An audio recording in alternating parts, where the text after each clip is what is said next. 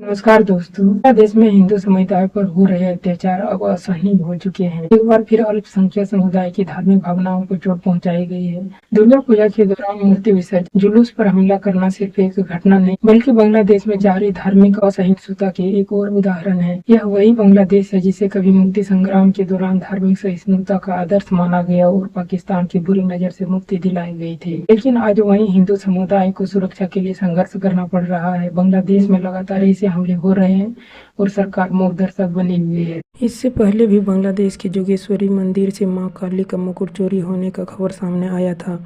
यह सोने की परत चढ़ा हुआ चांदी का मुकुट था।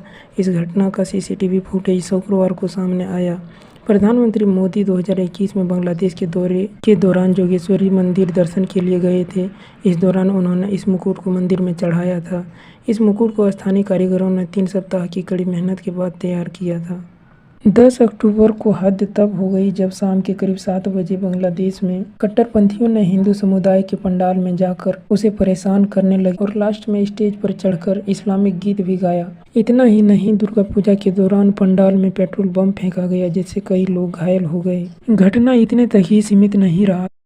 दुर्गा पूजा उत्सव के समापन के बाद मूर्ति विसर्जन के लिए जा रहे लोगों पर मुस्लिम समुदाय ने ईंट और पत्थरों से हमला किया। इस हमले से लोग घबरा गए और तितर-बितर होने लगे। लेकिन जब कुछ लोग जवाबी कार्रवाई के लिए तैयार हुए तो पुलिस वालों ने इसे रोक दिया और खुद पुलिस वालों ने हिंदू समुदाय को ही लाठीचार्ज कर दिया। देखकर ऐसा लगता है कि इन घटनाओं को कराने के पीछे का हाथ पुलिस वालों का ही है। बांग्लादेश में हिंसा हाल के दिनों में कुछ ज्यादा ही बढ़ गया है। इसे देखते हुए अखिल भारत हिंदू महासभा की राष्ट्रीय सचिव पूजा शकुन पांडे ने चूड़ियां विश्व भर के नेताओं को भेंट किया है। उनका कहना है कि विश्व भर के नेता हिंदुओं पर हो रहे अत्याचार पर खामोश क्यों हैं। इन घटनाओं को देखकर अलीगढ़ में हिंदू महासभा का खून खौलने लगा और उन्होंने मशाल जुलूस निकाला। साथ ही शकुन पांडे ने अपने खून से ही राष्ट्रपति के नाम एक पत्र भी लिख डाला।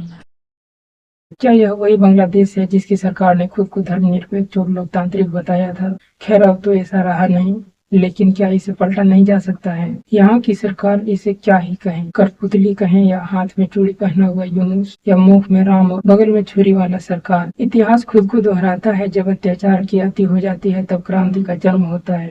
शेख हसीना, क्या आपको याद है जब 1975 में आपके परिवार पर हमला हुआ था और आपको देश छोड़कर भागना पड़ा था? तब भारत ही था जिसने आपको शरण दी थी। इसके बावजूद आप यहाँ मुस्लिम बहुसंख्यक थे। आज भी इतिहास कुछ ऐसा ही लिख रहा है। जो अन्याय आपने महसूस किया था वही आज के शासन में महसूस किया जा रहा है।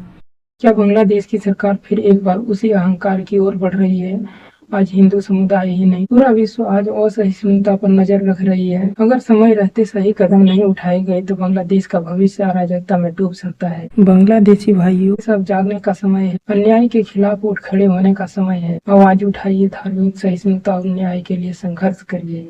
बहुत बहुत धन्यवाद।